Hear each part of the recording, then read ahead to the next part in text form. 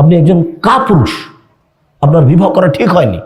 আল্লাহ রসুল বলছেন বিবাহ করলে তিনটে জিনিস লাগে। ক্ষমতা, ক্ষমতা মানে মোহর, ক্ষমতা মানে কন্ট্রোল, ক্ষমতা, ক্ষমতা মানে শারীরিক ক্ষমতা। তিনটে জিনিস লাগে বউ পালন করলে। এক, টাকা। দুই, শারীরিক ক্ষমতা। তিন, কন্ট্রোল ক্ষমতা। তিনটে জিনিস দিয়ে বউ লালন পালন করতে হয়।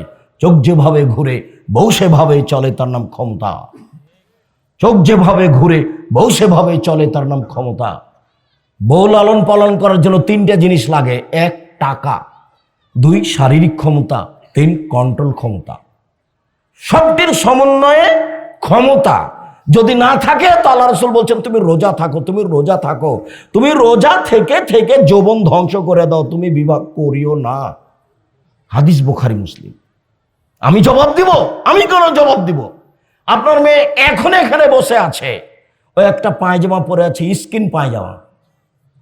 যে পায়জামা পরলে শরীরের অঙ্গ প্রত্যঙ্গ তো বোঝা যায়, লজ্জা স্থানও বোঝা যায়। জবাব আমি দিব? আপনি দিন। কেন পায়জামা পরে আছে? আমার প্রতিষ্ঠানে যদি আপনার মেয়ে পড়তো আর এই পায়জামা যদি পরে ঢুকতো, তাহলে তাকে ঘরে পাঠিয়ে প্রধান শিক্ষিকা পায়জামা পরিবর্তন করে তার সামনে আগুন জ্বালিয়ে দিয়ে দেখাতো তাকে। আপনার মেয়ে পরে আছে স্কিন পায়জামা এখন, আর আরেকটা পায়জামা পরে আপনার মেয়ে মাঝে মধ্যে, যেটাতে আর একজন মানুষ ঢুকবে।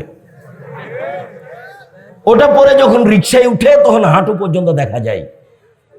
তো তাহলে কি বাপ বেটি পশু প্রাণী? বুঝেও বোঝে না ওরা, অন্তর আছে বুঝে না, দেখেও দেখে না ওরা, চক্ষু আছে দেখে না, দেখা দরকার। শোনেও শোনে না ওরা, কান আছে শোনে না, শোনা দরকার। উলায়েকা কালানাম, তারা পশু প্রাণীর মতো, তারা গরু ছাগলের মতো, তারা কুকুর শ্রীগালের মতো, বালহম বাজাল তার চেয়ে খারাপ। আমি এ কথা বলিনি, এ কথা আল্লাহ তাআলা বলছে। এই ছেলে, এই মেয়ে শোনো, তোমার নখটা বড়, তোমার নখে নেইল পালিশ আছে। ইহুদি খ্রিস্টানদের পতিতালয়ের মেয়েদের বৈশিষ্ট্য হচ্ছে নখে নেইল পালিশ দেওয়া, নখ বড় রাখা। আমার নবী আফসোস করে বলে গেলেন, পৃথিবীর মানুষ শুনে রেখো, আমার উম্মত ইহুদি খ্রিস্টানদের সাথে মিশে যাবে। পোশাক আশাকে, কৃষ্টি কালচারে এমন ভাবে মিশে যাবে, ওরা যদি মায়ের সাথে জেনা করে থাকে তো এরাও করবে। বলো দেখি তুমি কোন দুঃখে এভাবে চুল ছেটেছ? বলো দেখি তোমার বোনের নখটা কেন বড়? নবীগণের বৈশিষ্ট্য 10টা, সব নবীর। 1, দাড়ি ছেড়ে দেওয়া। 2, মুছ কেটে ফেলা। 3, নখ কেটে ফেলা। নবীগণের বৈশিষ্ট্য। ইহুদি খ্রিস্টানদের পতিতালয়ের মেয়েদের বৈশিষ্ট্য নখ বড় রাখা, নখে নেইল পালিশ দেওয়া। ইহুদি খ্রিস্টানদের পতিতালয়ের মেয়েদের বৈশিষ্ট্য নখ বড় রাখা, নখে নেইল পালিশ দেওয়া। ছোট ভাষায় বলি, চাঁপাইনবাবগঞ্জের ভাষাতে, ইহুদি খ্রিস্টানদের মেয়েদের বৈশিষ্ট্য, বেশ্যালয়ের মেয়েদের বৈশিষ্ট্য নখ বড় রাখা, নখে নেইল পালিশ দেওয়া। মুসলিম মহিলারা নখে মেহেদি দিবে, হাতের নখে তো দিবেই, পায়ের নখেও দিতে বাধ্য। এই কথা মুহাম্মদ সাল্লাল্লাহু আলাইহি ওয়াসাল্লাম বলেন। নখ কেন বড়? জবাব আমি দিব। এই মেয়ে শোনো, তোমার মাকে কালকে গিয়ে খালা বলে ডাকিও। আব্দুর রাজ্জাক সাহেব বলেছেন, আম্মা আপনাকে খালা বলে ডাকতে বলেছে। আপনি নাকি আমাদের খালা, আপনি নাকি আমাদের সৎ মা। উনি তো এইভাবে বললেন, উনি কি ভুল বলে গেলেন নাকি? হ্যাঁ মেয়ে শোনো, এইটা তোমার খালা নয়, এটা তোমার মা, এ কথাই ঠিক। এটা তোমার সৎ মা নয়, এটা তোমার নিজ মা, এ কথাই ঠিক। তোমার এই মা নয়, এ হলো হস্তিনী মা, এ হলো হস্তিনী মা। এ তোমার সংসার করতে আসেনি তোমার বাপের সংসার ধ্বংস করতে এসেছে। দিন রাত আমি বুখারী মুসলিমের একটা হাদিস পেশ করেছি, শুধু খালি তোমার মাকে লক্ষ্য করে।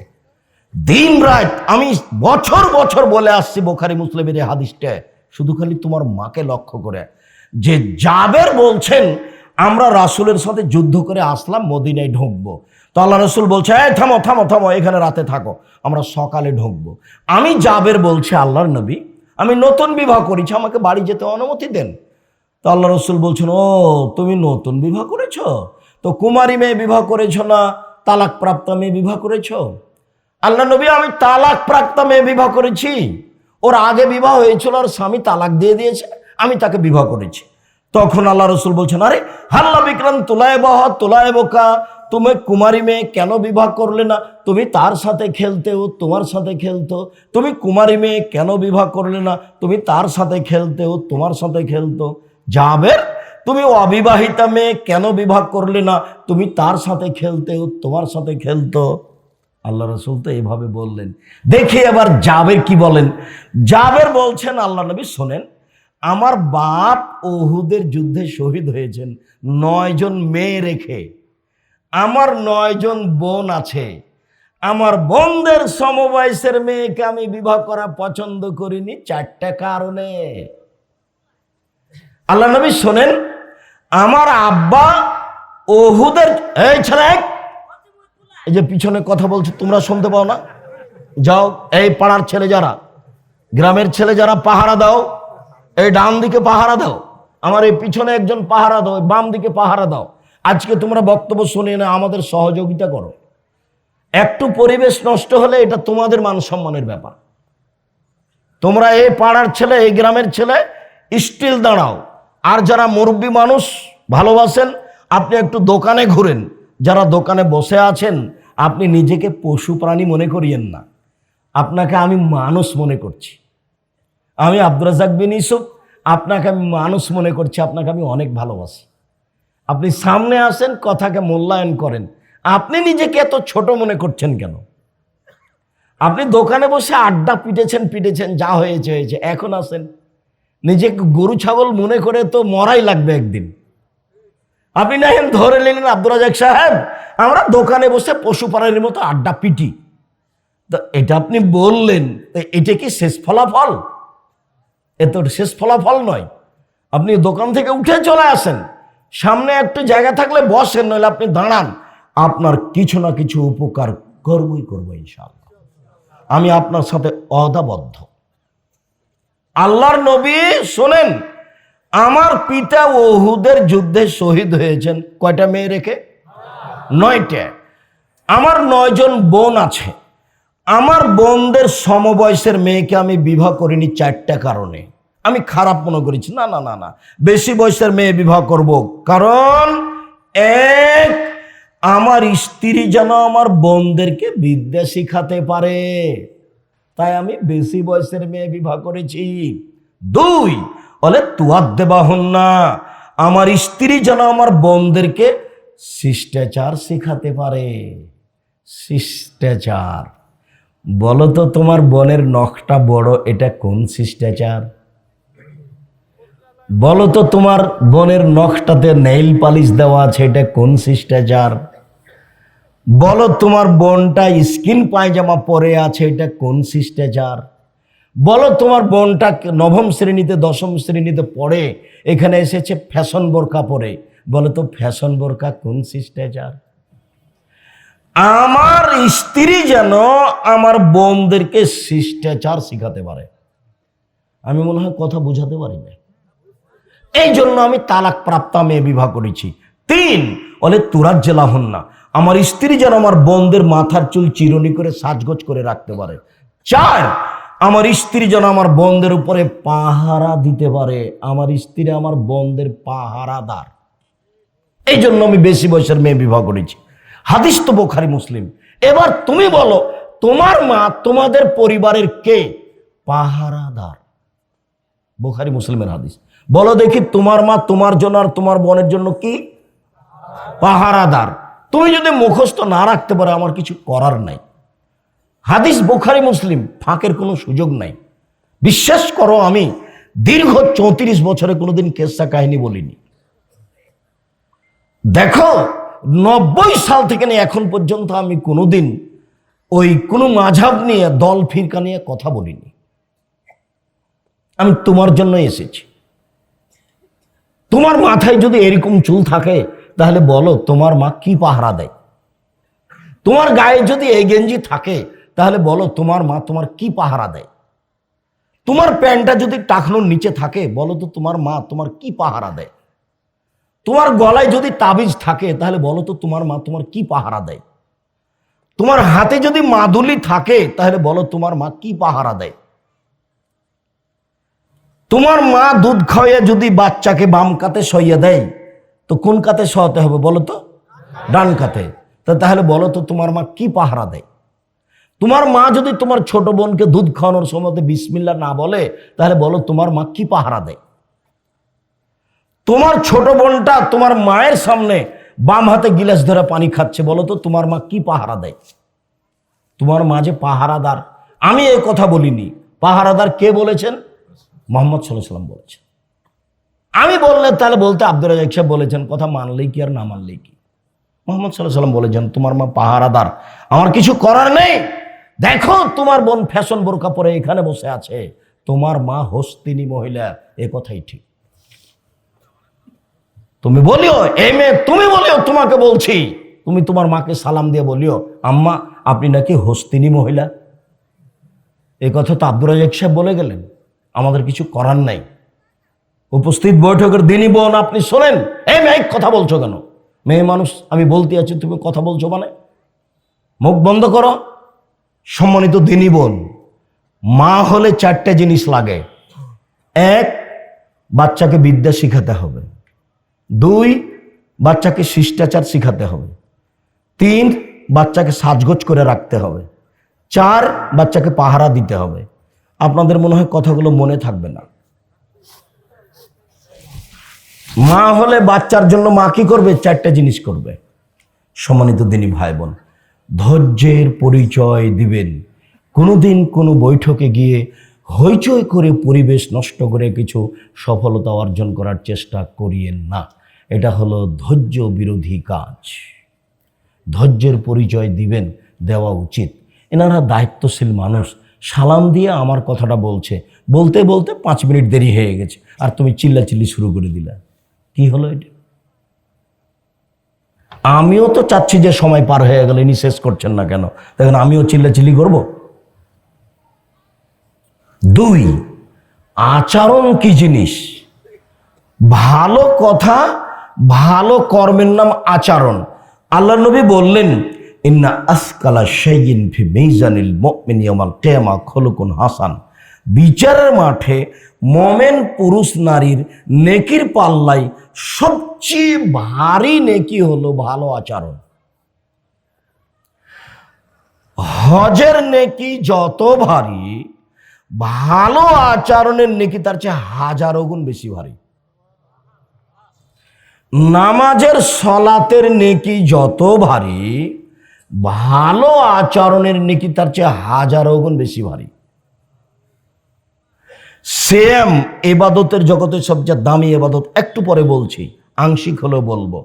সেম রোজার নেকি, রোজা আমলের নেকি যত ভারী, ওর ফলাফল যত ভারী, ভালো আচরণের নেকি তার চেয়ে 1000 গুণ বেশি ভারী।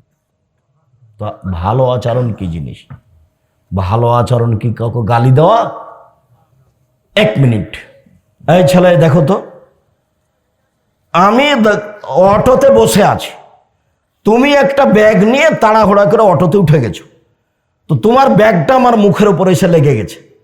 তা আমি বললাম, এই কপালে চোখ নাই, হিসেব করে উঠো না। তো বলো তো এটা আচরণ কেমন? খারাপ। তুমি খেয়াল করনি, তাড়াহুড়া করে অটোতে উঠে গেছো, ব্যাগটা আমার মুখের উপরে লেগে গেছে। তা বললাম আচ্ছা ঠিক আছে, কোনো সমস্যা নেই, বসো বসো বসো, সমস্যা নেই, বসো। বলো তো এটা কোন আচরণ? এটা ভালো। তাহলে আমাদের বুঝ আছে যে কাকে ভালো আচরণ বলে, এটা আমরাও বুঝি। আর একটা কথা মনে রাখো, আমার দ্বিতীয় আলোচনায় মনে রেখো, ভালো আচরণের নেকি নেকির পাল্লায় সবচেয়ে বেশি ভারী। মনে রেখো, বিচারের মাঠে ইহুদিদের পাপ নেকি ওজন হবে না। কেন? তাদের নেকি নেই। ওজন হলে দাঁড়ি পাল্লা লাগে, 2 পাল্লাতেই লাগবে পাপ আর নেকি, তাহলে ওজন হবে। তো যদি নেকি না থাকে তাহলে ওজন হবে কি? এটা তো নাটোর, তাই না? গাইবান্ধা, রংপুর, দিনাজপুরের লোকেরা ভারে করে জিনিস মাঠে নিয়ে যায় এবং নিয়ে আসে। ভার বুঝেন ভাই জান? তো ওরা সকালবেলাতে ভারের 2 দিকে ধান নিয়ে গেছে জমিতে দেওয়ার জন্য, এবার একটা ছোট বাচ্চাও গেছে। তো এবার ছোট বাচ্চাটাকে নিয়ে আসবে কোলে করে, তো কেমনে নিয়ে আসবে? তখন ভারের একদিকে বাচ্চাটাকে দিয়েছে আর একদিকে মাটি চাপাচ্ছে, সমন্বয়। বুঝতে পারেননি কথা? আমার এই কথাটা কি বুঝতে, এটা আমার চোখের দেখা ঘটনা। আচ্ছা জাযাকুমুল্লাহ খান। তো দুই পাল্লার সমন্বয়ে পাপ নাকি ওজন হবে। তো ইহুদিদের নেকি নাই, তো ওজন হবে কি দিয়ে? খ্রিস্টানদের নেকি নাই, তো ওজন হবে কি দিয়ে? হিন্দুদের নেকি নাই, তো ওজন হবে কি দিয়ে? যাদের আকীদা নষ্ট শিয়া খারেজি, ওদের নেকি নাই, তাহলে ওজন হবে কি দিয়ে? ওদের ব্যাপারে আল্লাহ বলছেন ফায়ুখাযু বিন নাওয়াসি ওয়াল আকদাম, ওদের পা এবং মাথার সামনের দিক ধরে জাহান্নামে দেওয়া হবে, ওদের ওজন নাই। তো পাপ নেকি ওজন হবে কার? যারা মোমেন পুরুষ নারী পাপ করেছে, নেকি করেছে, পাপ করেছে, নেকি করেছে, এদের ওজন হবে। এইবার বলো তো, মোমেন পুরুষ নারীর সবচেয়ে ভারী নেকি কি? ভালো আচরণ। মনে থাকবে না মনে হয়? আজকের পরে তোমার মাকে আমার সালাম দিয়ে বলে দিও, জীবনে কোনোদিন আপনি আমার চাচিদের সাথে, আমার ছোট চাচিদের সাথে মুখ জোরে করে কথা বলবেন না। আব্দুর রাহিম সাহেব আপনাকে না বলেছেন, আমি আপনার ছেলে আপনাকে অনুরোধ করছি, আম্মা জীবনে কোনোদিন আপনি আমার বড় চাচির সাথে জোরে কথা বলবেন না, যা হবে হবে। আমার চাচি আপনাকে গালি দিয়ে ভরে ফেলে দেখ, তবু আপনি মুখ খুলবেন না, মুখখান বন্ধ রাখবেন। এর নাম কি? ভালো আচরণ। 1 মিনিট, বুখারী মুসলিমের একটা হাদিস, আবু বকর সিদ্দিককে একজন খুব গালি দিচ্ছে, তা আল্লাহ রাসূল দাঁড়িয়ে আছেন, আল্লাহ রাসূল খালি একটু মুচকি মুচকি হাসছেন। তা আবু বকর সিদ্দিক কষ্ট পাচ্ছেন, কি রে ও আমাকে গালি দিচ্ছে, আর আল্লাহ নবী কিছুই না বলে মুখখানে একটুখানি হাসি হাসি। তো একটু পরে আবু বকর সিদ্দিক সহ্য করতে না পারে আবু বকর সিদ্দিকও বলেছে, রে তুই তো এই। যেমন আবু বকর সিদ্দিক বলেছেন তেমনি আল্লাহ নবী হাঁটা আরম্ভ করেছেন, চলে যাচ্ছেন। তাহলে আবু বকর সিদ্দিক এখানে ছেড়ে দিয়ে দৌড়িয়ে যাচ্ছে, আরে আপনি চলে আসছেন কেন, আপনি চলে আসছেন কেন? তো আবু বকর, আমি দাঁড়িয়ে থেকে কি করব?